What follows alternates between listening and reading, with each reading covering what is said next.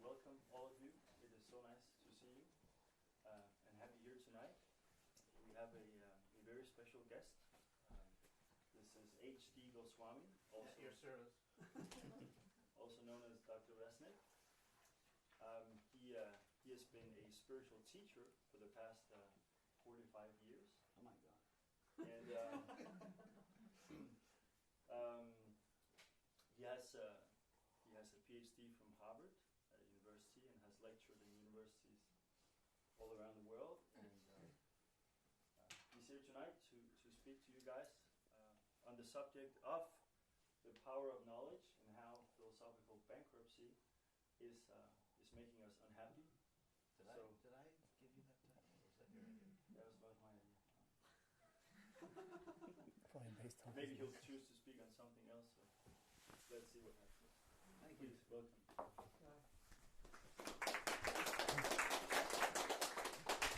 Thank you all for coming. My younger brother actually speaks Danish, but I don't.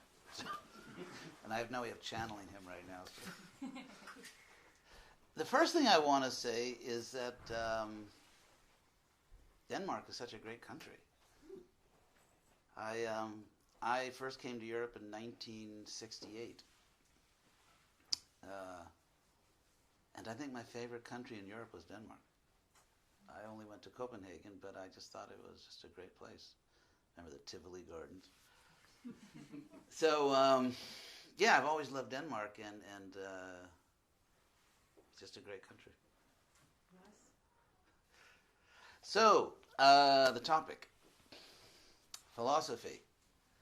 I guess by philosophy here, we should take it in the literal sense of the Greek word philosophia, love of wisdom. There's a reason why even today, let's say at least in America, I think in Europe also, if someone gets a PhD, say in biology or history, but somehow it's a love of wisdom degree, a doctor of philosophy. And if you study the intellectual history of the West, and I guess the way things turned out of the world, originally philosophy was meant to include mathematics, biology, history, of course what we might call philosophy or metaphysics, social philosophy, political philosophy, and just about everything, because they had a notion that there is a unity of knowledge, that ultimately there's only one world, or one, by that I don't mean to say there's only the material universe, but there's only one reality, and that there are different aspects of reality. There's obviously historical, biological, geological, astronomical, metaphysical. There's all these different dimensions or facets or aspects, but there's only one reality, and so therefore every branch of knowledge, every attempt to understand the world is in alliance with, it's working with every other branch of knowledge. And unfortunately, this sort of happy situation, it was temporarily interrupted by the collapse of the Roman Empire and the onset of the Dark Ages. By the way, terms like Dark Ages, it's not just us stigmatizing a previous age. Actually, that terminology of Dark Ages comes from the early fathers of the Renaissance, people like Petrarch and Dante. They basically looked around and realized, oh my God, we're in a Monty Python movie. And so then they looked back and they realized that, hey, we used to have a great civilization right here in Italy or in the Greco-Roman world, and so and actually to give credit, the Renaissance really started in the Islamic world. 1,000 years ago, the situation was sort of reversed in the sense that Western Europeans were very much terrorists and fanatics, and the Islamic world was sort of enlightened, multicultural, and liberal. In many places, not everywhere. And that's why we have all these words, all these Arabic words that begin with al, like algebra, alcohol, alkaline, because they were the scientists. and they were the mathematicians, and they were the doctors, and they were the ophthalmologists, and so on. Anyway, so the Renaissance finally came to Europe, and I hope you don't mind this little historical preface. I know you were hoping for something more religious and sectarian, but I'll eventually get to that. So, the Renaissance hit, and again, that's another Renaissance word. That was their word for it, the Renaissance. And if you think about it, it was a very bold thing to do, because in a world which was very much, in those days, the kingdom of Christ on earth, they said actually there was a great civilization which was pagan. So that was kind of gutsy. And interestingly, the Vatican was one of the early patrons of the Renaissance. And the things like the trial of Galileo, that's a later chapter. But in the beginning, the church thought, hey, this is nice, knowledge, culture. So everything was going very nicely. They were reviving the old, how should I put it, the old classical unity of knowledge, where there are different branches of knowledge, everyone working together, teamwork. Aristotle, for example, is the one that talked about physics and metaphysics as two branches of the same knowledge, in a sense. Then what happened? Well, there was actually a type of North European backlash against a renaissance of Southern European pagan culture. Oh.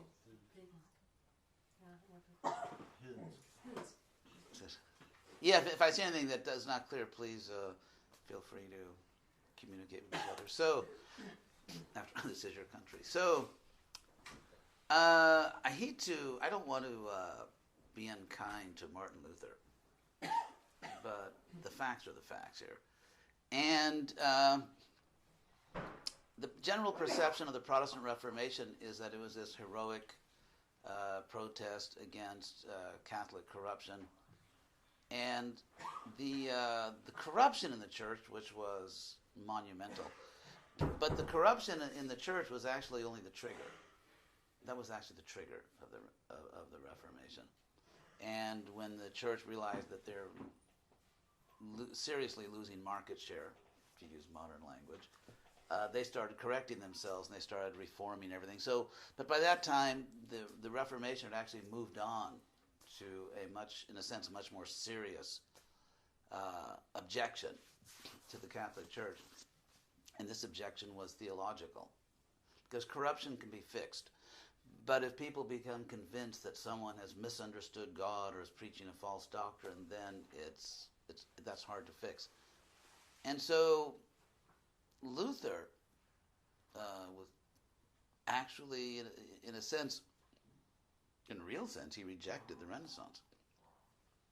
For example, some of his slogans were, if you know Latin, sola fide, only faith. In other words, not even Thomas Aquinas. Thomas Aquinas was definitely an undesirable character because he had, as everyone said, merely baptized Aristotle. Aquinas was up to his eyeballs in pagan philosophy, but he Christianized it, and so Aquinas was no good. Philosophy was unnecessary, and the new science was another bad thing. And so if it hadn't been for this doctrine, Galileo might have never gone on trial. But what happened is that so sola fide, only faith, and sola scriptura, only scripture. No other source of knowledge is necessary. The world is not a nice place, so why study it? The only thing we need to know about the world is that it's evil, and we need to transcend it. And there's really nothing more that you really need to know about the world. So it's interesting that if you look at the split between science and religion in the Western world, the way I put it is it was religion, not science, that filed the divorce papers. And then it's one of those classic cases where a married couple, one of the people decides to end the relationship, and the other person is saying, no, let's stay together, no, I want to move on, and then the person that initiated the divorce ends up miserable, and the person who was rejected finds someone better and ends up very happy, and everything gets reversed. I mean, we've all seen things like that. So that's basically what happened in the West. The church, I'm using broad generalizations, and there are exceptions and footnotes, but this is basically what happened. That the church basically rejected the science. So to give an example, even as late as the early 1700s, the great universities of Europe, which were all under the control of the church, were teaching Ptolemaic astronomy. I mean, this is decades after Newton. Newton was like Sir Isaac Newton was the big game changer, but they were still teaching astronomy that went back, almost 1,000 years. And so, not 1,000 years, but back to the time of the Greeks in Alexandria. And that's why even in the 1700s, you have all these intellectual salons in Europe, in Paris and London and other places, because the best minds in Europe couldn't get jobs in the universities. And so it's very interesting because and even after Newton, because Newton was like the watershed. Newton is like, there's like pre-Newton, post-Newton in terms of the intellectual history of Europe. But even after Newton, learned scholars in European universities are writing these, papers, academic papers on how you can identify the true witch, so that you make sure you kill the right person. So this was going on, and then basically, as we know, the world changed. I mean, the French Revolution was a huge event, and the Industrial Revolution, because it was really when people learned how to apply science, applied science, technology, that it gained power, because applied science, technology means money, Industrial Revolution, and you get a whole new upper class in Europe. You have all these people buying their way into power, and the traditional powers are gone. It was the traditional powers that, of course, worked with the church hand in hand to control everything. So everything gets changed. But when all the dust clears, as they say, to make a long story short, when all the dust clears, there's a new power. It's like the king is dead, long live the king. So now it's the agnostics who control the universities. And just as, for example, the Romans used to persecute Christians, and as soon as Christians took power, they began to persecute pagans, actually. So when the, let's say, material sciences gained power in the universities, they began to persecute the theologians and the religionists just as they had been persecuted. So it was like, it's not that we became freed from fanaticism, we just, a different party won. But it was the same fanaticism, the same blind rejection of half of reality. So I would like to now put forward for your consideration, I think, obvious facts in the world that demonstrate that all of us live in a bidimensional universe, and that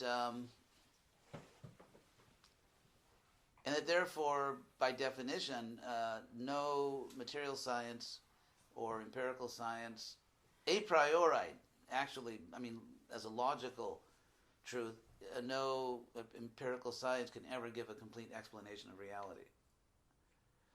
And so here I go. This is just water, but spiritual teachers have to fortify themselves with water. So,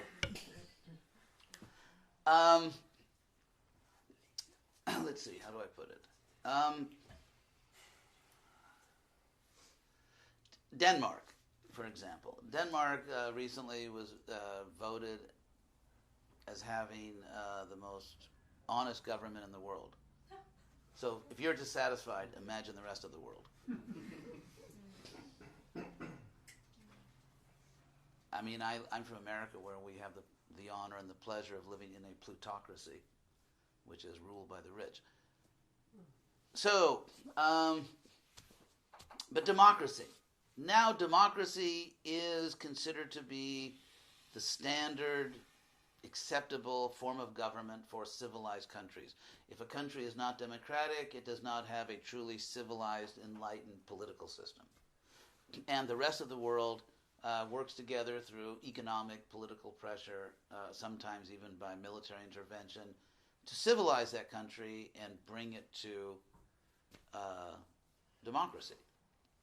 So we can just look at democracy, which obviously is so central to modern political philosophy. Democracy is based on a simple assumption, which is that we are all equal. As human beings, we're all equal before the law, and therefore we all deserve equal justice. Now, one of the most interesting things about this equality is that from the empirical scientific point of view, it's absurd. For example, here we are, a group of human beings in the room. If any of you are actually aliens in disguise from other planets, no offense intended, but you know Men in Black. So, but here we are, and any possible test that we could give to ourselves, any conceivable test would show, empirical test, that we're not equal. We could test ourselves, we could give ourselves tests that are athletic, musical, mathematical, physical, social skills, I mean, you name it. Any conceivable test would show that we're not equal. And so it's very interesting because we live in this age in which we're, the governments are supposed to be sort of rational and scientific, not religious, but our governments are actually based on religious assumption. Because since we're not physically equal, there's only one thing left. We're metaphysically equal. I mean, what else could there be? If you say we're morally equal, fine, that's metaphysical. Morality is metaphysical. For example, say justice, or say compassion. Compassion is not like rubber, iron, or steel. It's not a physical object. There's no physical object called a justice, an equality. I mean, it's metaphysical. So it's interesting, just to, if I can indulge myself in a little American history here. We have a document called the Declaration of Independence, written by Thomas Jefferson, who was a smart guy. President Kennedy once made this famous remark when he invited all these Nobel laureates to have dinner at the White House, and he said, "This is the greatest gathering of intelligence. This is the greatest gathering of intelligence at a White House dinner since the time when Thomas Jefferson dined alone." And so, so it's interesting. Jefferson, he knew his philosophy because at the time of Jefferson, one of the most prominent philosophers in Europe was David Hume. And Hume, in fact, Kant, the philosopher Kant, German philosopher Kant, made a famous statement that before Hume, we were all sleeping. We all took important things for granted, and Hume woke us up. What Hume did that sort of woke up the European philosophers is that he made a very simple, he did a lot of stuff that's kind of silly, but he did do one very important thing, and that is he said that you cannot derive a metaphysical fact from a physical fact. And I'll explain what I mean by that. For example, let's say someone commits an obvious act of injustice, such as killing an innocent person. So it's not controversial. Everyone knows it's an evil act. It's an act of injustice. So if we study that act, for example, forensically, the police forensic experts will come in and they'll study exactly how the murder took place, if there was a gun used, what type of gun it was, the distance between the victim and the killer, the angle, etc., etc. I mean, there's all this forensic stuff they do. So you could describe that immoral act empirically. You can describe that act forensically, physiologically, in so many different ways. But no empirical description of the act will reveal an injustice. You can say, well, this person, it was a child, it was an innocent person, but then you have to say that people shouldn't harm innocent people. But in English, I mean, I'm sure you have the same thing in your language, but in English, any sentence which contains the auxiliary verb should or must is a metaphysical claim. If I say, for example, Mary takes care of her child, that's simply a description. That's a descriptive statement. If I say Mary should take care of her child, that's a prescriptive statement. It's saying it's a moral judgment. It's a correct one in this case, but still it's a moral judgment. It's not an empirical fact that, let's say, parents should take care of their children. That's not an empirical fact. It's not something that happened, a physical event. It's a value. It's namely valuing love, valuing compassion, valuing the responsibility of parents to our children. Now, what's interesting here is that if you accept a purely empirical view of reality, then you would have to come to a monstrous, a horrible conclusion, which would be, let's say, if just as lions, male lions, sometimes kill their own children. Apparently male lions can be very competitive. That's a great example of male ego, right? So male lions kill their own children. Now let's say we make the statement that human fathers shouldn't kill their children. According to evolution, there's absolutely nothing wrong with killing one's own children. There's nothing wrong with massacring large numbers of people. For example, let's say you are an ecologist, environmentalist. If you had no other concern but environmentalism, you had no other moral concern, then you would conclude logically, rationally, that we should kill about, let's say low figure would be 4 billion human beings. If you wanted to really clean up the planet, maybe 6 billion. If you really want to do it right. Now, from the evolutionary or empirical point of view, there's nothing wrong with that. And if someone says that's terrible, you can't kill billions of people, it's just that evolution, blind evolution, has neurologically wired that person to think that. Because obviously nothing exists except empirical things. And since moral values are not empirical, they don't really exist. They're human imagination. And therefore there's really nothing wrong. I mean, Hitler didn't really do anything wrong. The only thing he did wrong was strategic, not moral. He shouldn't have invaded Russia. He should have just been happy with a European superstate. So, I mention this just because we should know what the logical consequences are to materialism. If you say that everything is done by evolution makes us think certain things, then you have to accept the consequences. Then you cannot logically see anything wrong with anything. In other words, there's nothing a human being can do which is wrong. Genocide, no problem. You are not logically entitled to say it's wrong. All you can say is evolution wired us, created this illusion in our minds. Because gene pools, human beings that believe this fantasy that genocide is bad, for example, or raping and brutalizing women is bad, gene pools, human beings that believe that survive better. It's actually not clear they would survive, but that's another point. That's a historical issue because it's not even clear that let's say morality gives you a survival advantage. So here's the point. Now I'm getting to the point of the bidimensional universe.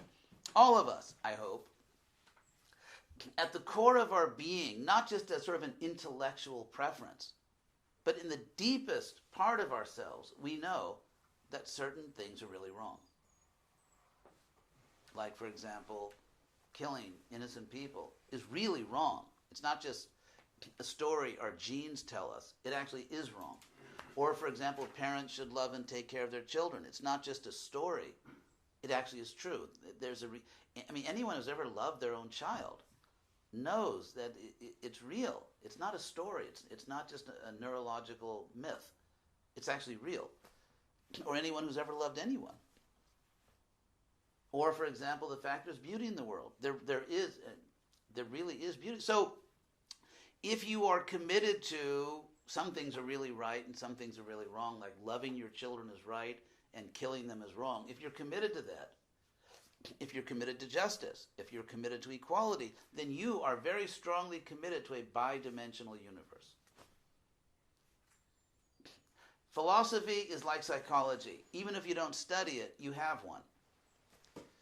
Even if you don't study psychology, you have a psychology. You can't say, I don't have a psychology because I don't study it. In the same way, you can't say, I don't have a philosophy because I don't study philosophy. Everyone has a philosophy. And it turns out that our philosophy is that the universe is bidimensional. Namely, it's physical and metaphysical, as Aristotle said.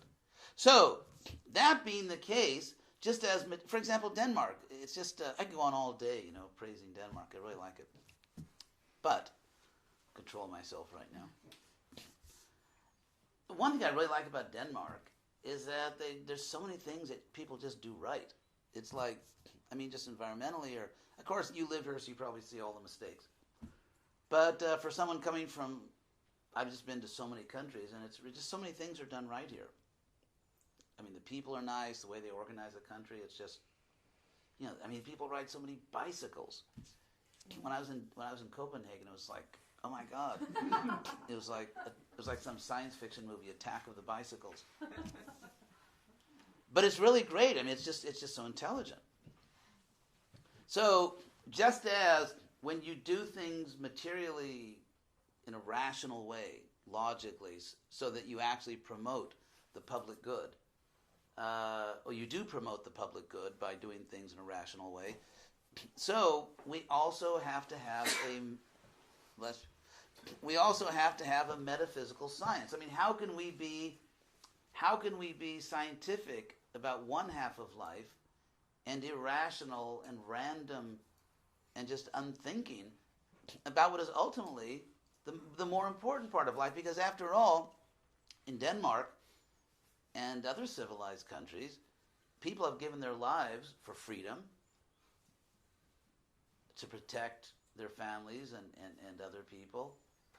But those are, in other words, people have given up everything they possessed materially, their bodies, their life, to protect something metaphysical. Freedom, justice, or just to protect those they love. And so when it comes down to it, human beings ultimately place the greatest value on metaphysical things. And that's why Aristotle gave the word metaphysical, because meta means beyond. In other words, there's the physical, and then beyond that, there's the metaphysical. So, after that brief little preface, what I wanted to say is that, okay, first here's the good news. The good news is that, or here's one bit of good news, that after centuries of religion persecuting science, and then science persecuting religion, in the universities, wherever else they could, now the world, at least in Western universities, the tendency now is toward a reunification of knowledge. A reunification of knowledge. It hasn't gone that far down the road, but it's definitely going in that direction. For example, in general, at the best universities in America, like the one I went to, Harvard, and other universities, they're trying to reintegrate knowledge. University, the word comes from the concept that there would be a place where you would have universal knowledge. The idea, that's why they gave the name university. In one place, everyone, people that do geology, biology, history, philosophy, theology, they can all talk to each other. They can all talk to each other, and that there will be a learned conversation which will produce universal knowledge. And so that was the idea of the university. And of course, it never achieved that ideal because, like I said, religions persecuted secular scholars, and secular scholars persecuted, theology. And then there was another problem, and that is that knowledge became so specialized. Science had so much success, especially applied science, that in the humanities, everyone wanted to ape the scientists, to use that word, to imitate the scientists. So, I mean, it gets a little ridiculous. Like, I heard this interview on public radio I was in Los Angeles, and they're interviewing this famous architect who had just unveiled this remarkably ugly building that he had done. In America, I mean, actually, it's what I was saying. Actually, a lot of people, I mean, many people agree with me that in America, if you go to a big university, you can always find the architecture school. Just look for the ugliest building on campus, and you will have found the architecture school. So anyway, they were interviewing this architect, and he actually said this. I was thinking, oh my God, he actually said this. Because the interviewer said, well, some people don't love this building. And so he said, well, it's just like we don't ride in horses and carriages now, we drive in cars. So he was actually comparing aesthetics. He was comparing art, architecture, to technology. That just as technology advances, architecture also is objectively superior, which is, of course, absurd. But anyway, he didn't understand physics and metaphysics. But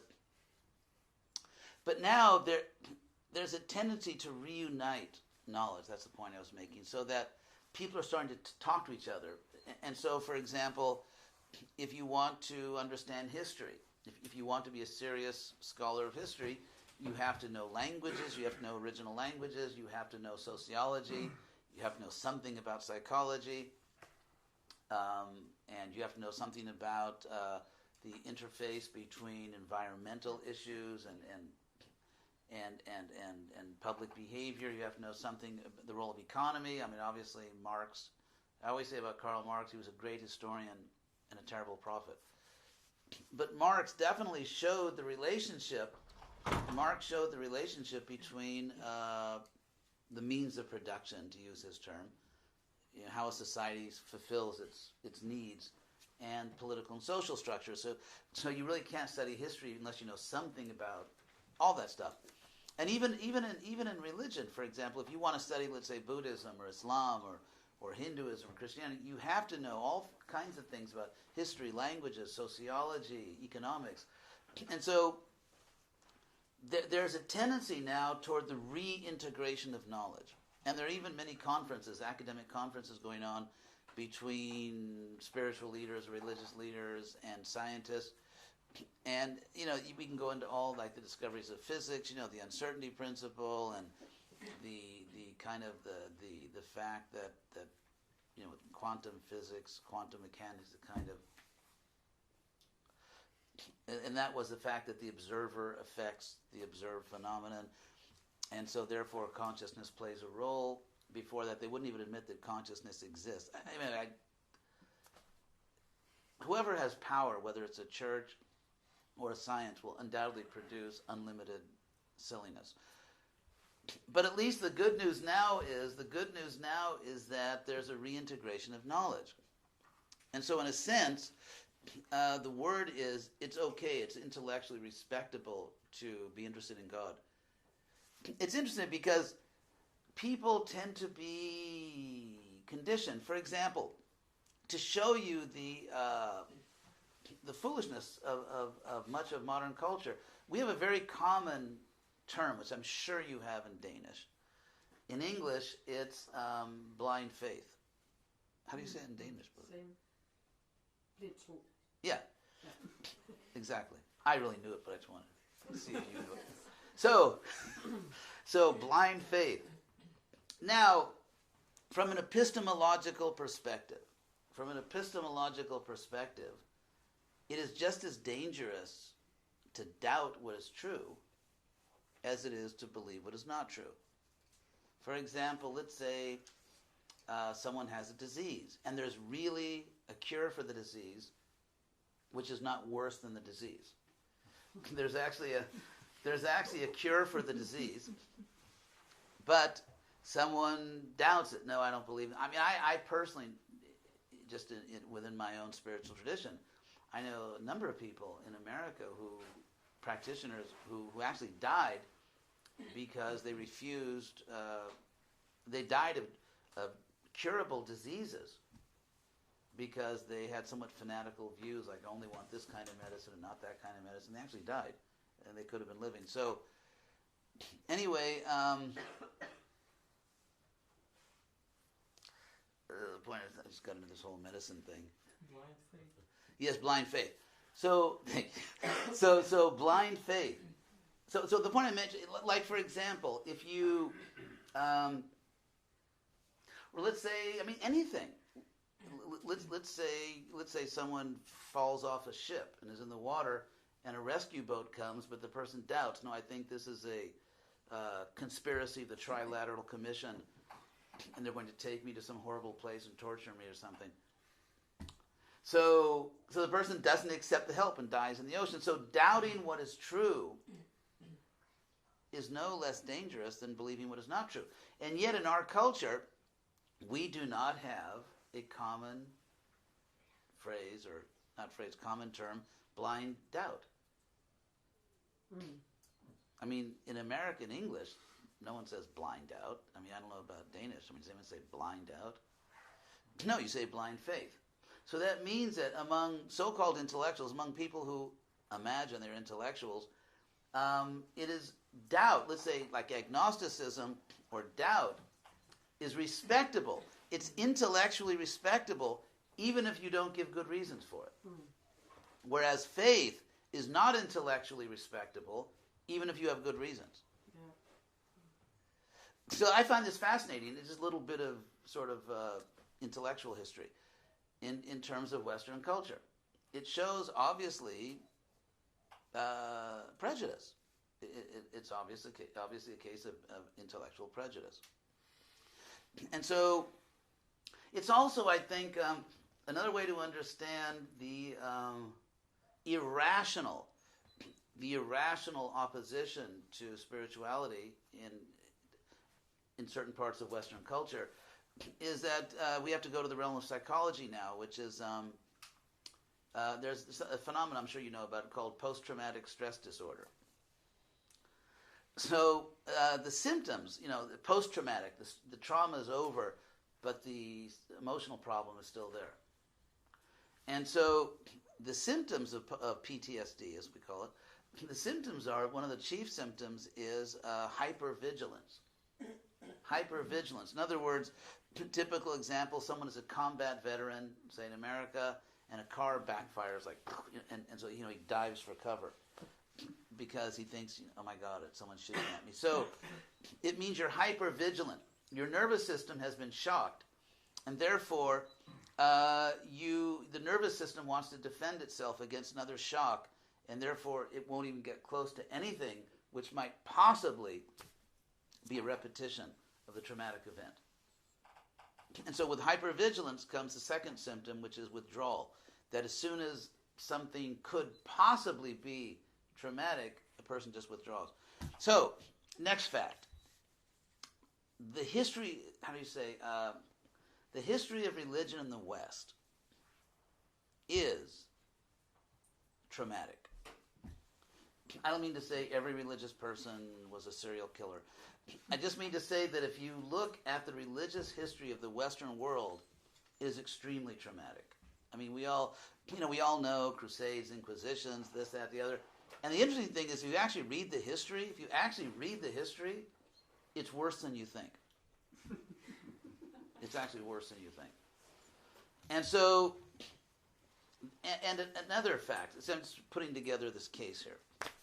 Another fact is that post-traumatic stress disorder occurs not only individually, but it occurs collectively. You can have traumatized families. You can have traumatized communities. You can have traumatized countries. You can have traumatized Europe. And it's transmitted, a progenie in progenie, that famous Latin phrase, from generation to generation. It's actually, for example, let's say birds who live in a particular area in a city where human beings sometimes kill birds. And so birds observe other birds being killed, they're traumatized, and they transmit this trauma to their children. So when birds or animals or humans are raising their children, they transmit to the children their own terror at certain dangerous things. And so, in terms of the intellectual history of the West, what we're really seeing is a type of, at a civilization level, in Europe, post-traumatic stress disorder, where obviously not everyone, but a significant number of people are hyper-vigilant about ultimate religious claims. Like if someone says, "Here we have the highest truth," oh my God.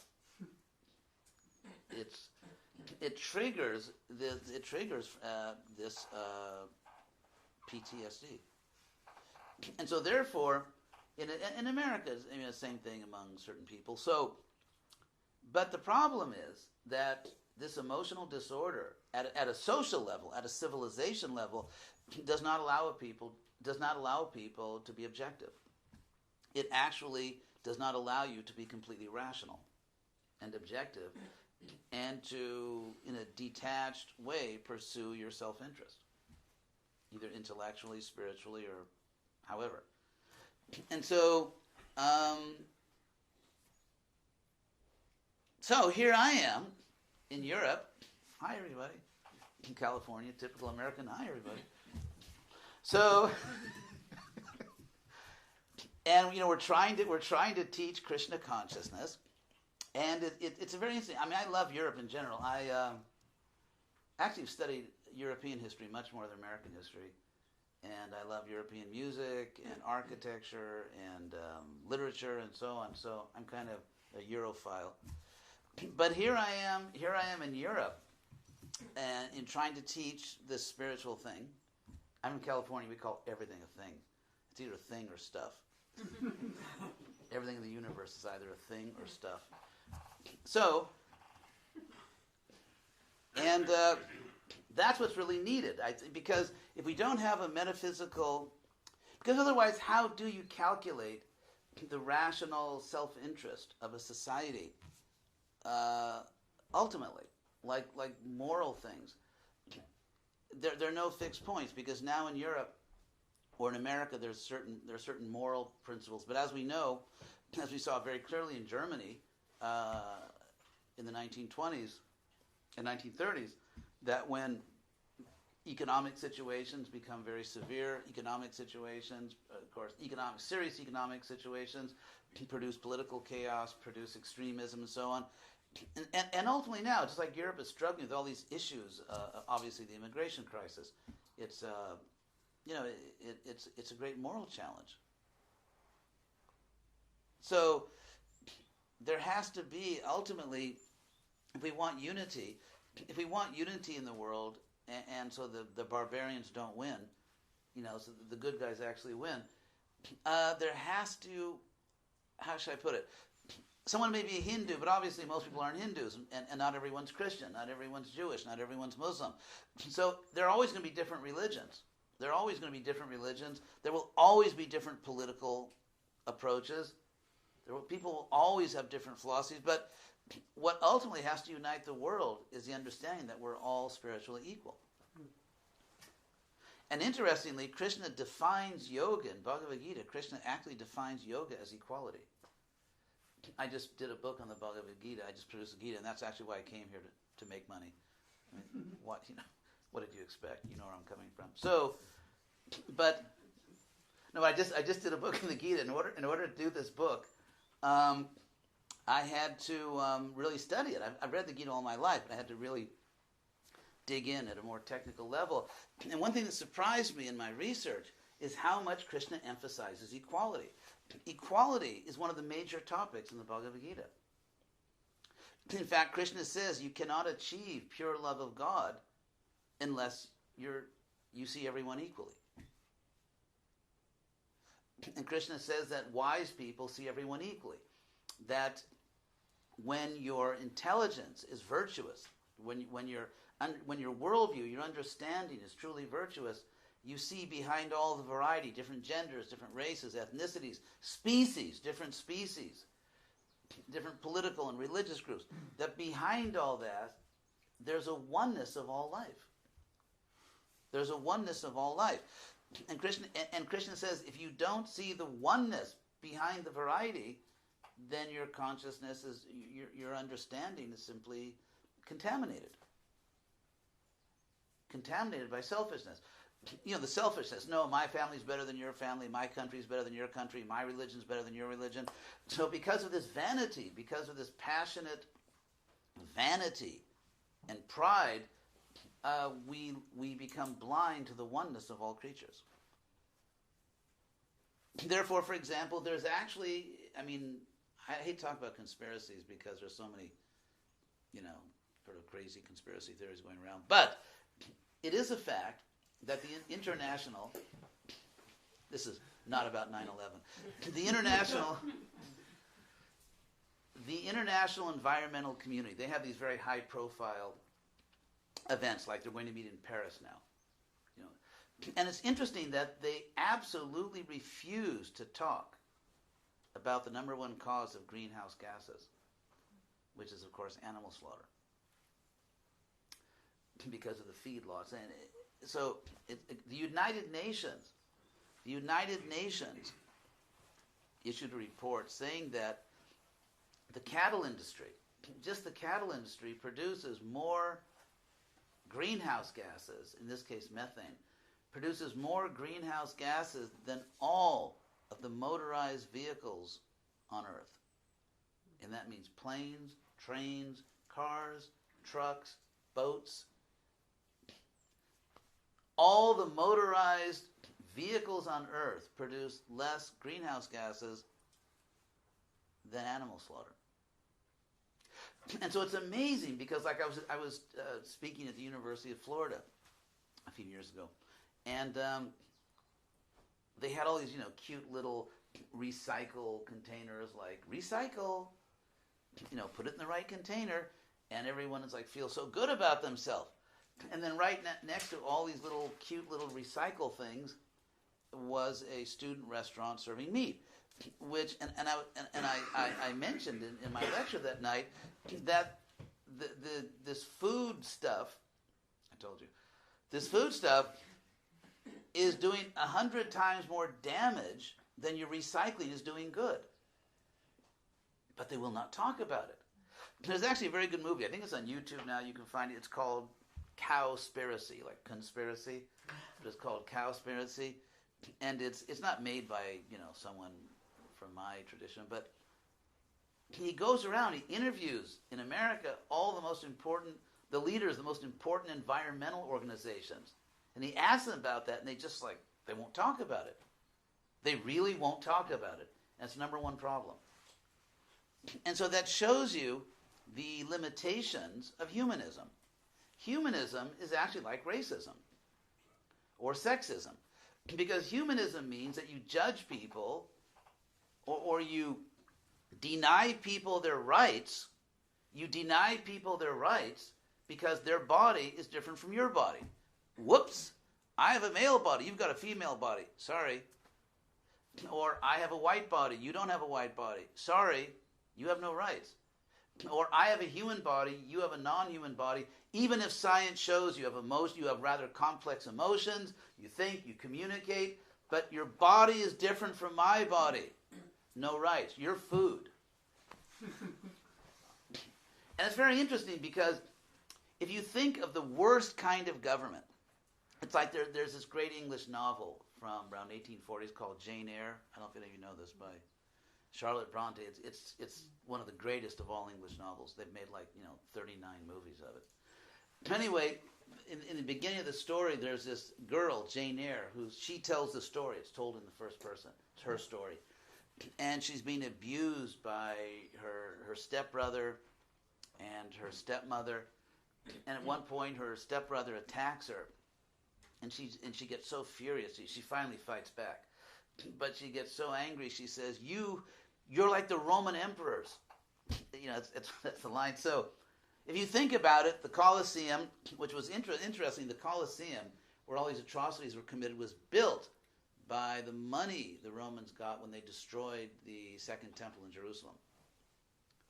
When the Romans destroyed the temple in Jerusalem and took all the wealth from Israel, that's what they used to build the Colosseum, where they could, kill people for sport.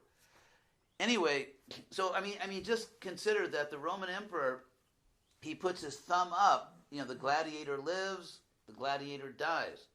The gladiator has no rights. All the power is in the ruler.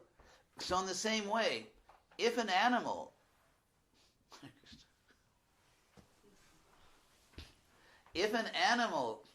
makes a cute urban pet, I mean, for obvious reasons, people that live in cities don't keep cows as pets. But, dogs and cats. So if an animal is a cute urban pet, it has rights. In America, I'm sure in Europe, for example, there was a case. There was a member of American aristocracy, real American aristocracy. He was a football star. He was a quarterback. That is American aristocracy.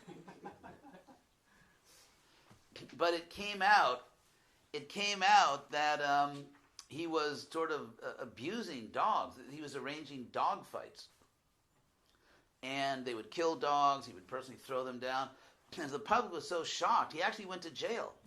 He was this guy making millions of dollars, NFL quarterback, and he went to jail for a few years. And yet, all the people, all the Americans, oh my God, that's so terrible, and they talk about it over their steak dinner. So what's interesting is, there are many laws protecting, say, dogs and cats. Why? Because they make cute urban pets, and humans bond with them. And you see these posters in America like, lost my dog Tabby. Tabby's a cat. I lost Tabby. She's a member of the family. We love her. Please, if you find her, $12 million reward. And so what's interesting here is that people really emotionally bond with these things. So so it's not that creatures have rights. They don't have rights. But if you like them, if humans like them, then they have rights. It's like the worst kind of corrupt justice. You're the judge. I like you, dude. You're free. Or I don't like you, man. You're toast. You're... And actually, this was Plato's objection to Homer in the Iliad and the Odyssey, because Zeus is like this adolescent gang member or something. Because Zeus, I don't like that guy down there, that soldier. And Hera say, why not, Zeus? I don't know, I just don't like him. I'm just gonna smash him. Or Hera say, I like that guy. Why do you like him, Hera? I don't know, I just like him. I'll protect. So Plato objected to this. That how could gods behave in this absurd way, where there's no justice? It's just, So, but that's the nature of Western laws concerning animals. If we think, oh, he's so cute, okay, you have rights. No, it's just some big mammal that gives us dairy products. It's no right. So that's why humanism is analogous to sexism and racism, because it's depriving people of their natural rights because their bodies are different or you don't like their bodies. So that's just an example of why we need a type of metaphysical science. We need to be logical. We need to be consistent. And in the Bhagavad Gita, there's all this knowledge. So we're promoting that. I haven't got a chance to really harass you about this in this lecture, but anyway, we're recommending you read Bhagavad Gita, and it really does present a spiritual science. That's why I actually began my own spiritual practice. I had no interest in joining some religion. I can honestly say that. I already had a religion. I mean, I was born, my parents had a religion. It was nice. There was God. There was love of God. It was good enough. And so the point is that I was looking for a spiritual science. It's not that I was lonely and some religious group gave me a lot of attention and fed me and, I bonded with them. No, I had lots of friends. I was really happy, and I already had a religion, so I just wanted to find a spiritual science, which is not sectarian. It's not like the old Old Testament view that my God can beat up your God. It's just spiritual science. That's what we're trying to present. So, maybe I'll stop there before you start walking out. So, any questions on these points? Yes. I agree with everything you said, but You have to agree. You already joined the same cult. just to play the devil's advocate Yes. philosophically, on the first part of your lecture when you were establishing the point of bi-dimensional universe, one may claim that you made two sort of very loaded assumptions. Spoke in one sentence and then went on. Uh-oh. What's coming next? I was wondering if you could address them. Well, you didn't tell me what the loaded assumptions were. Yeah. So the first one, and you made them one after the other. One is the idea that intrinsically, deep down, ontologically, every human being has an objective, common to everyone, notion of what is right and what is wrong. No, that's not what I said, actually. Okay. Since we're getting into a little philosophical discussion, we have to be precise here. What I said was that, not that everyone has exactly the same idea. We know there are cultural differences. However, what scholars find, whether it's historians or anthropologists or whatever, is that people have the same basic notions of justice, but they may apply them differently. Because the basic notion of justice is quid pro quo, that people get what they deserve. So, for example, a society may say that, it's interesting. For example, economically, we have a society, of course in Europe there's more socialism than in America. In America it's funny, Europe's kind of like a little more sane in that regard. Because in Europe you can actually say the word socialist and without everyone attacking you and wanting to, find the highest tree and lynch you. But still, even in Europe, there are economic differences. So there's the idea that economically, if someone has ability, if someone has talent, and they make money, okay, that person earned it. Or, for example, in sports, if someone just has more ability, they win, or this team wins, or intellectually, the smartest person should get the job as the professor of whatever. And so, Europe has so many hierarchies, or America. The West has so many hierarchies, intellectually, economically, socially, but somehow there's the idea that politically, these hierarchies somehow don't count. In other words, even if someone is very well informed about public issues and someone else has absolutely no idea what's going on, they have the same right to decide how the country should be governed. So knowing what you're talking about is irrelevant. Now, I'm not arguing against democracy. I'm just showing how it's possible for rational human beings to come to different conclusions. I don't know if everyone says it in Denmark. In America, it's so common. People say democracy is not a very good system, but it's the best one that people have come up with. Oh my God. They say it here too. Mm-hmm. The people that say that, probably what they almost all have in common is they've actually never studied history. But anyway, the simple point I want to make is that I personally am happy with democracy. I'm simply saying that a rational person could come up with a different political philosophy. Not because that person is evil or a fascist, but just because they have they've studied history and they have different political philosophy. So, but still the sense of justice. For example, the idea we should do the greatest good for the greatest number of people. Or the idea that people should get what they deserve. There should be justice. They're basic universal notions which are applied differently based on the values of a society. The values differ, but the underlying notions tend to be the same. But I was actually making a different point. And that is, the different point was that almost everyone, there are sociopaths out there, but I would say anyone who's not a sociopath or a psychopath, any normal person knows that some things are really wrong. That some things are really wrong. And if you think that anything at all is really wrong, then you live in a bidimensional universe. Well, that was related to the second thing you said after. Which is? The sort of Platonic assumption that there are absolutes, that there is such a thing as beauty, there is such a thing as, you did mention justice, and there are kind of sort of absolute values or entities out there, and very platonic. Not an entity. Not an entity. For example, I'm staying near that, I don't know, I forgot the name of the place. It's just south of here. Ejstrup. What? Ejstrup. Yeah, I mean, it's really beautiful. I mean, in general, Denmark is, I took the boat over from, to Aarhus. It's really beautiful. And so I think most people really feel that some things are beautiful. That some things actually are beautiful. And there is very widespread agreement. There's very widespread agreement. Now if someone says, there's nothing beauty, I don't care about anything, it's all horrible, or nothing's beautiful, or it's, I think most people tend to think that person is somewhat unfortunate.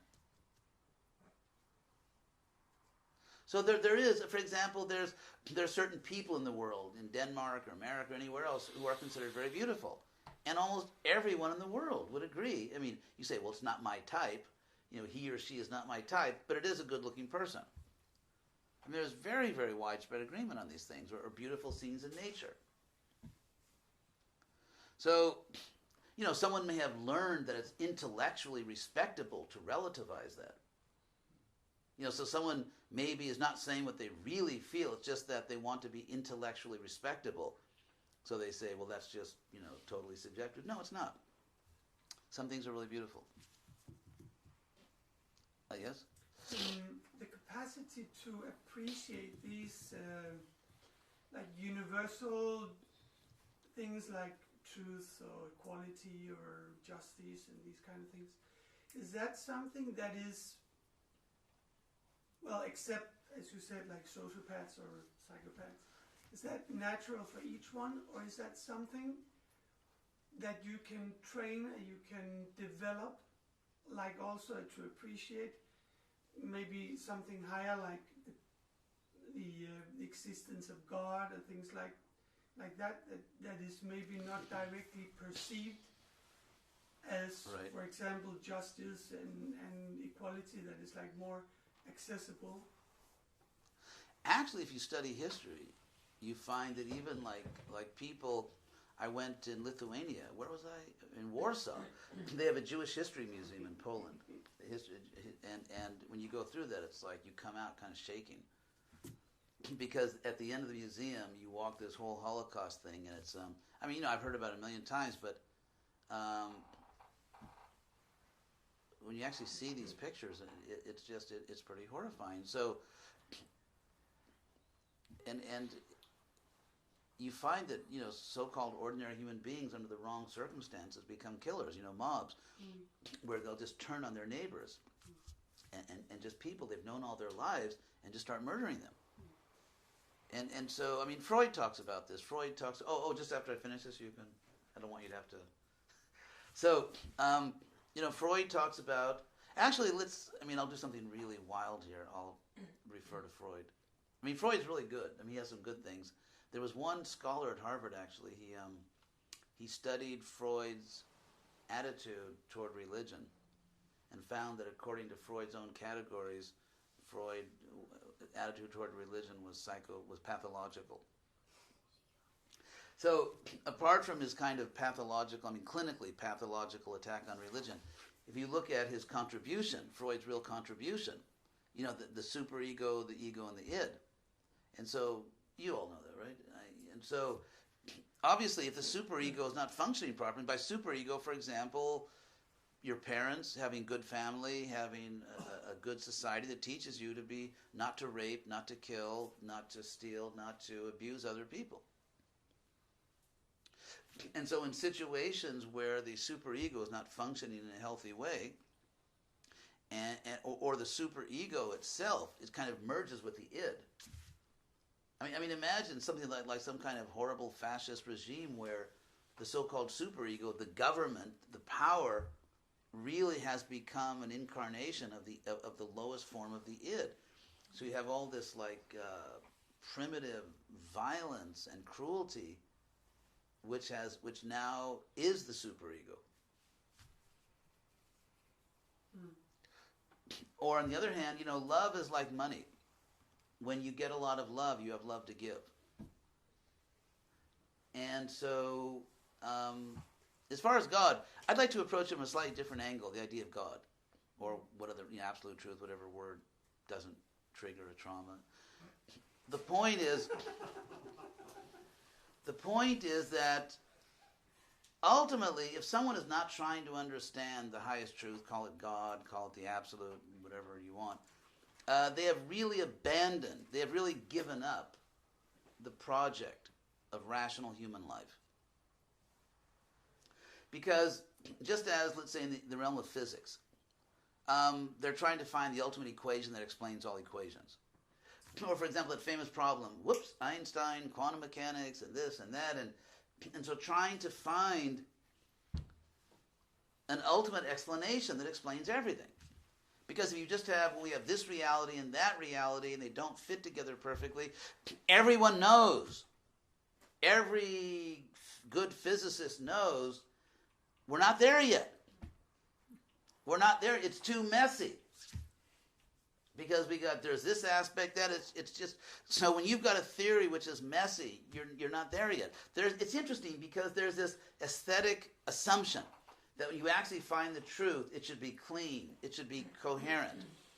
There's this assumption that somehow or other, since the world somehow fits together, there is a reality and everything actually, you can mention one of the, what's his name, Heidegger. Just talking about existence, I won't go into Heidegger, but talking about existence as existence, everything does fit together. There's something seamless about reality. And therefore, there must be an explanation which is like reality, because if the explanation is not like what it explains, it's not a complete explanation. You're not there yet. And so in the same way, I know, okay, now I shall keep my promise, my campaign promise to you, that I said, so because any normal human being who's not a sociopath lives in a bi-dimensional universe where values are real, justice is real, freedom is real, love is real, compassion is real. Therefore, empirical science, by its own rules, it's very interesting because empirical science, in its determination to keep religion out of science, for various historical reasons, they were, like, over my dead body, you're going to bring religion into science. So they were really determined. So therefore, they set up the rules of the game. Sorry, you don't meet the rules. So they but the rules that keep religion out keeps metaphysics out. So therefore, science, as science, cannot talk about metaphysics without breaking their own methodological rules. And therefore, since science cannot talk about metaphysics, they can't explain it. You can't explain what you can't talk about or investigate. And therefore, a priori, empirical science can never give a complete explanation of reality. Or, for example, if I have a toothache, I don't go to my priest. I go to a dentist. Or, I was in Vilnius, great city, great country, Lithuania. I was in Vilnius, and I flew to Copenhagen. I didn't want someone praying for me. I wanted a real airplane that works. And so by definition, just as, let's say, theology as theology can't build an airplane or fix your teeth, in the same way, science as empirical science cannot explain the metaphysical dimension of reality. And what we've seen is a type of epistemological imperialism. In other words, first, like you have Luther saying sola fide, sola scriptura, only faith, only scripture. And then you have, sort of the more fanatical scientists saying sola scientia. Yeah.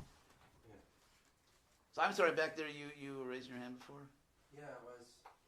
I'm really happy you didn't go into Heidegger. But there is one thing about Heidegger, actually. He mentions Kierkegaard 4 times in Silent Side.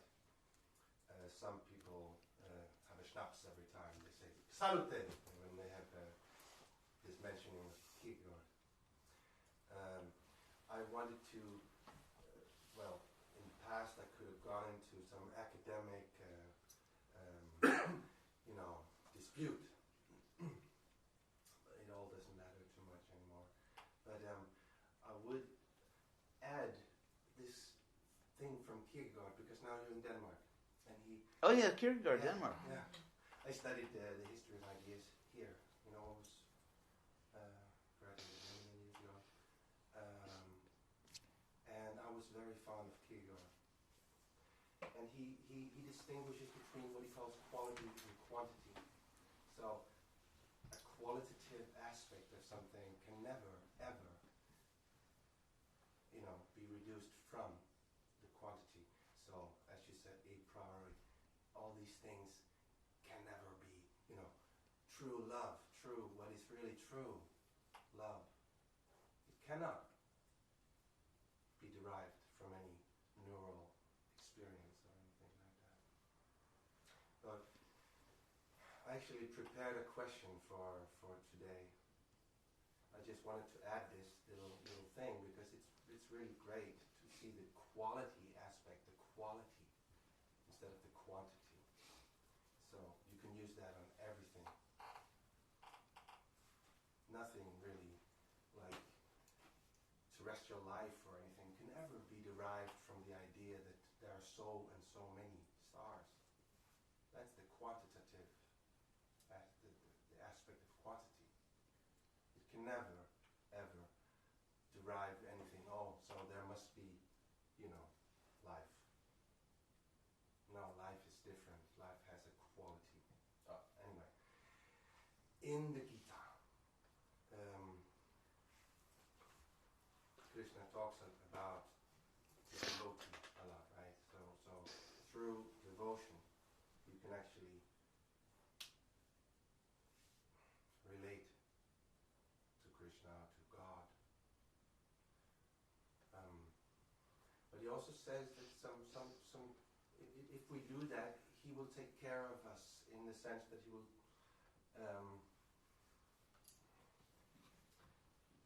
make this Maya go away as fast as possible, something like that. Yes. Yeah.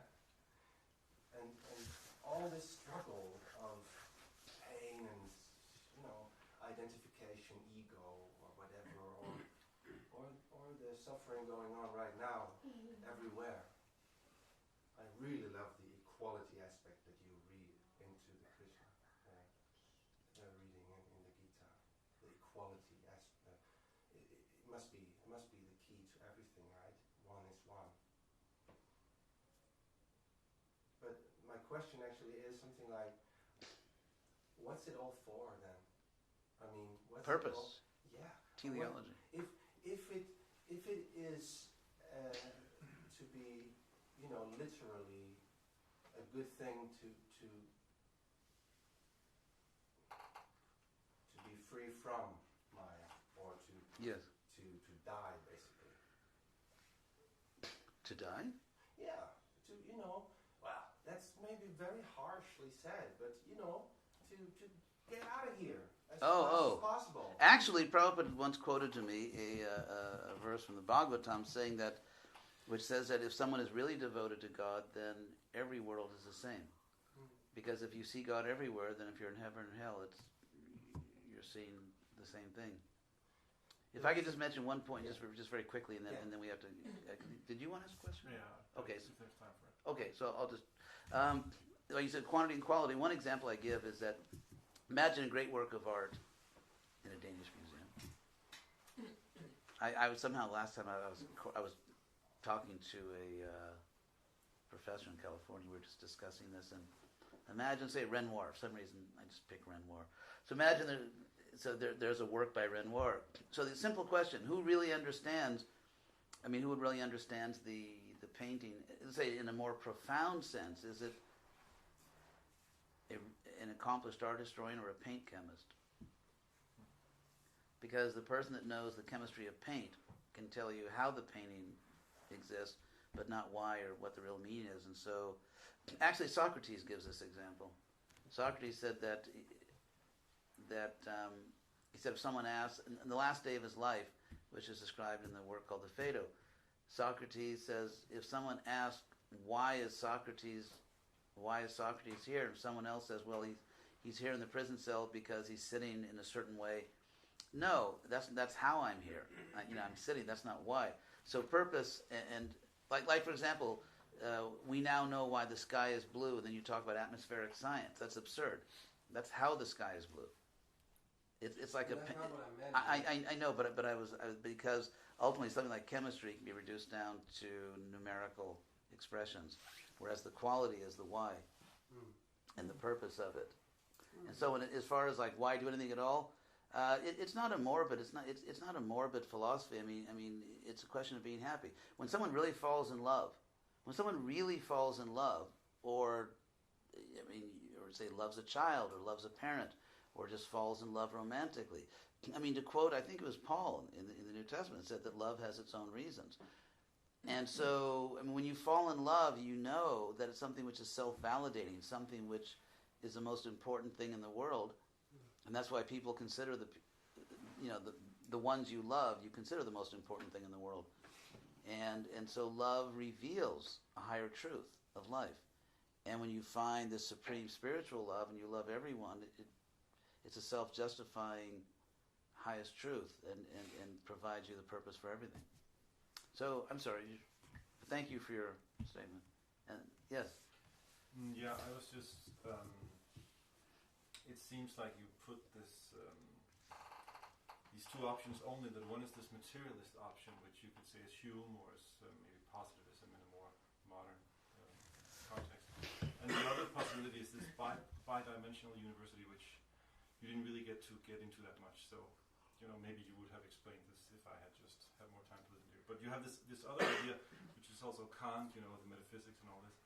And then it just seems to me that, especially in the 20th century, a lot of people have been trying to get away from positivism, so modern materialism, by going into this opposite direction of actually maybe Heidegger, or this social constructivism, or a lot of this continental philosophy.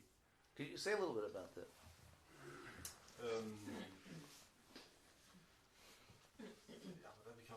But I mean the whole the whole philosophy of language, this whole idea that even the idea of the natural sciences is actually a construction of language, that it's going back to really philosophy as the main source for everything, that empiricism is just a way of looking at the world, so everything falls back on language. I would say that...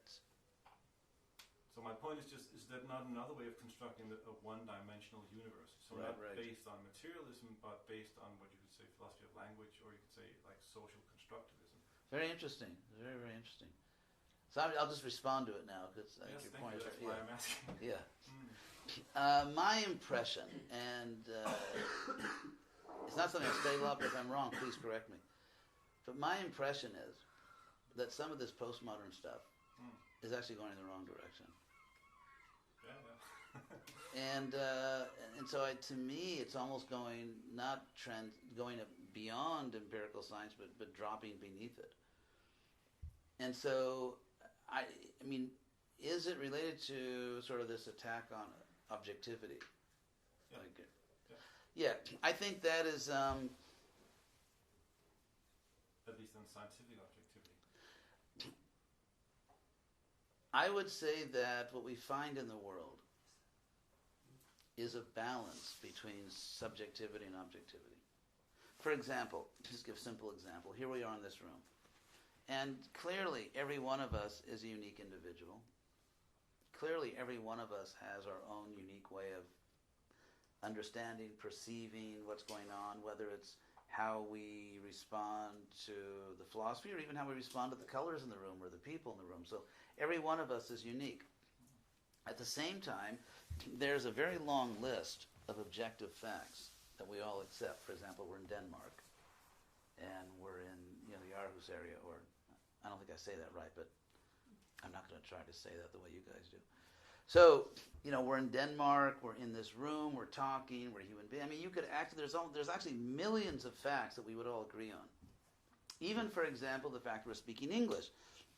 And the reason the reason it's so hard, almost impossible, to get computers to have a real conversation, not just when you hear this say that. But a real conversation is because language is so incredibly sophisticated. When you, even like say an ordinary conversation, the nuances, the subtleties of language, of parts of speech, of syntax and everything are incredibly complicated and sophisticated. And yet we're all agreeing on that, at least the meanings of words, even if we disagree on ideas, but we all agree on the grammar, so to speak. And so therefore in the real world,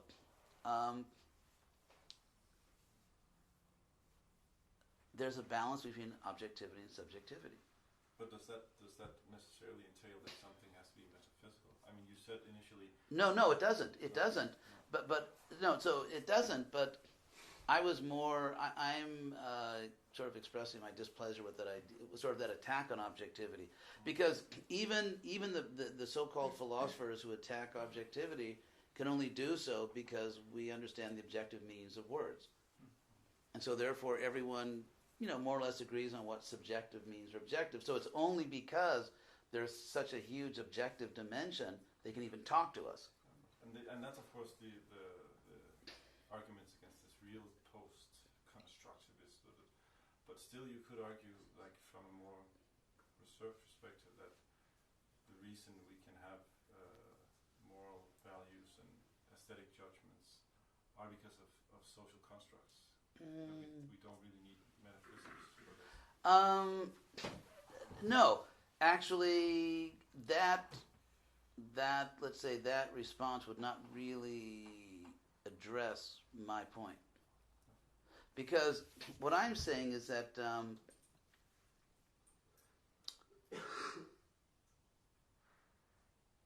I'm talking about the quality of the experience, and I'm here I'm getting sort of an epistemological principle, which is called foundationalism, in the sense that, for example, Aristotle pointed out. Aristotle said that whatever you claim to be true, you can be pushed into an infinite regress of proofs. I give this a simple example. Oh my God, every time I give this example, I say, stop giving the same example, think of a new one, because I've been saying this. But anyway, I haven't taken time to think of a new example. So let's say someone claims that water boils at 100 degrees Celsius. Someone says, I don't believe it, prove it. So you put a pot on the stove, thermometer, 100 degrees, water boils. Someone says, I don't believe that's real water. I don't believe that's pure water. I don't believe that's pure mercury in the thermometer. So bring in the water testing chemicals and the mercury testing. They say, I don't believe those are real water testing chemicals. And so you're just pushed into an infinite regress of proofs. And Aristotle said the way you escape that infinite regress, he said it's like an army is being pushed back. The only hope the army has is to take a stand. And so you have to declare sincerely, not just for the sake of winning an argument, that there is a fact which is self-evident. Because if something actually proves itself, then there's no need to bring in an extrinsic proof, and therefore there's no regress. So, and that's called in epistemology foundationalism, that any belief system has to rest upon some foundation. But they only have that in theology, right? They have dogmatics. Oh no. I'll give you an example in empirical science. Really? Well, I'll give you an example. Yeah. You can't really get serious about empirical science unless you believe there's actually a world out there. And there is a philosophical position called solipsism, which claims that, in fact, you can never know if there is a world out there or not. All you can ever know is the content of your own mind. That in your mind you think there is. And of course, Descartes' example, what if there's an evil genius or something that what if, let's say what if one of us is the only real person? Oh, God. Ultimate, this is the philosophical reality show, or like, This is scary now. Well, fortunately, it's kind of a loony idea. But still, logically, you could say it, that what if one of us is the only real person in this room, and that one real person is in a laboratory somewhere, and because I'll give you another example of something non-empirical. Yesterday, not just the song by Paul McCartney, but because yesterday you can't empirically prove yesterday. If you say, well, here's a newspaper from yesterday, well, maybe you can't So really... what was the empirical example? The existence of the world. Yeah, so therefore, in order to do empirical science, thanks for getting me back on message here. In order to really do empirical science, you have to declare that the quality of my experience of the world is such that I cannot reasonably doubt it, that the world exists. Now, you cannot empirically prove that the world exists because that would be the most obvious form of circular reasoning. And so therefore, since you cannot empirically prove that there's a real empirical world, you have to simply say it's self-evident. It is the nature, the quality of my experience of the world that I cannot reasonably doubt. Like it's interesting because in the 1600s, you have Descartes and Sir Francis Bacon going in opposite directions. It's Bacon, who kind of came up with the modern articulation of the scientific method, the controlled experiment, and he sought certainty, you could say, certain knowledge in the empirical world. And Descartes, or however you pronounce, I think was philosophically, maybe Bacon wasn't philosophical. He said, well, wait a second. When we study the material world, we study through consciousness. We better first figure out what we are. And then, it's famous, he concluded that I cannot reasonably doubt that I exist. Cogito ergo sum. So, yes, every system of thought, empirical science. For example, let's say you are a subjectivist, or whatever those people call themselves. I don't know what they call themselves. Well, idealists, basically, is a form of idealism now. Okay.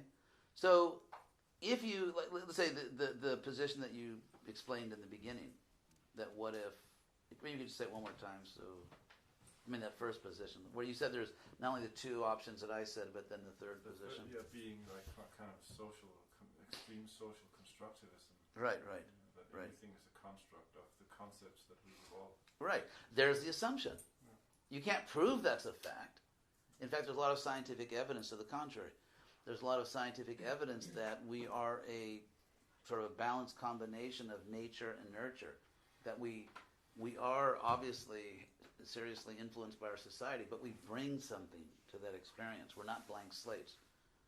And so, but even if you have that social constructivism or, whatever particular version of it, you assume that's true. To you, or to the person who holds that view, it's self-evidently true.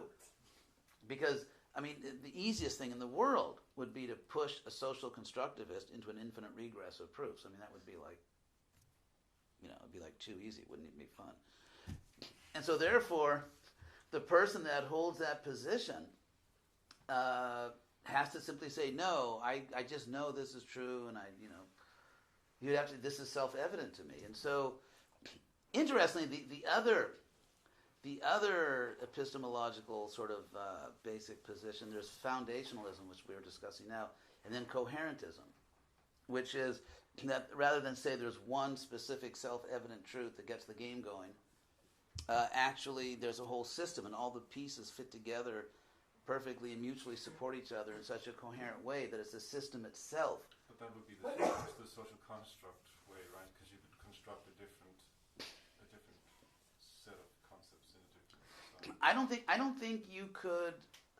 You could, of course, as a philosophical exercise. Of course, you could, but I don't think you could construct something which would correspond very closely with reality as people perceive it. And I think it's very dangerous to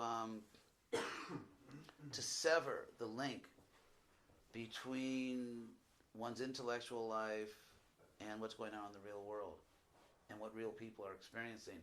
And I think when you get, I think it's a type of whether it's in art or philosophy, I think you tend to get very decadent expressions because there's something about the real world that kind of keeps you grounded. And so ultimately, with all due respect to those people, I think it's actually, how should I put it? I think what's really happening there is a very long historical trend is running out of gas. It's actually has exhausted itself, and that is a type of anti-authoritarianism where you get, obviously the French Revolution was kind of, the grand opening. You get the French Revolution, and which included and then led to further attacks on theology, and you get the rise of science. And it's almost like they have this children's game in America, maybe you do here also, it's called King of the Mountain, where like there's like a little hill, and so one kid is on the top, and the other kids have to like pull him down, and the next one becomes the king of the mountain. And so it's like an attack on any type of authority, so that no one is allowed to know anything. No one is allowed to have any type of intellectual authority over anyone. So if a scientist, it's like you see in certain modern art, it's like anti-art is art. It's like you see a certain kind of modern art where the only possible purpose of it is to destroy art. I mean, because there's no other visible purpose in it. And so it's sort of like, it's interesting. To me, it's just another form of vanity, because the scientists have so much prestige right now. Although there's a Hollywood type. If you look at the history of film, you find that one of the most enduring, how you put it, stereotypical characters in the history of film is the evil scientist.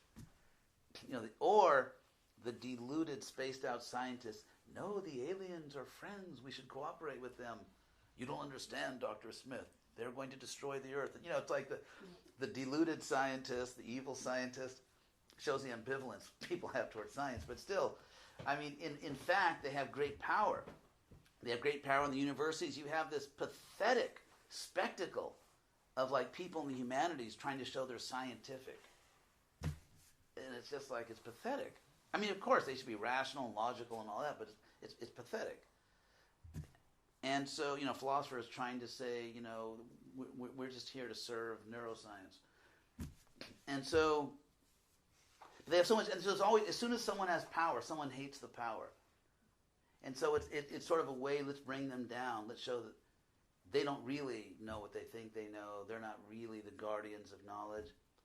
And it's vanity, because actually the only thing we can really know is subjectivism. So it's kind of like a coup d'etat, where you're not the authorities, now we're the authorities. We're the only ones that really know. And what we really know is that no one really knows. It's like never say never. I mean, to me, it's just kind of ridiculous.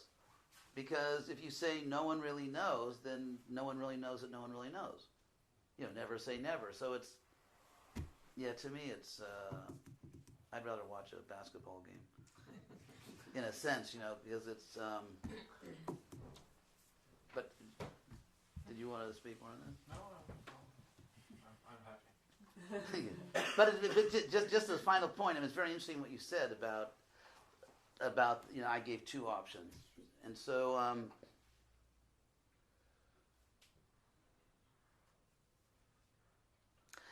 I guess I would have to argue if I want to preserve my little duality here, or my two thing, that I would have to say that even subjectivism is another form of materialism. Because, I mean, even almost like an extreme form of materialism that even denies generalizations and categories. But, in any case.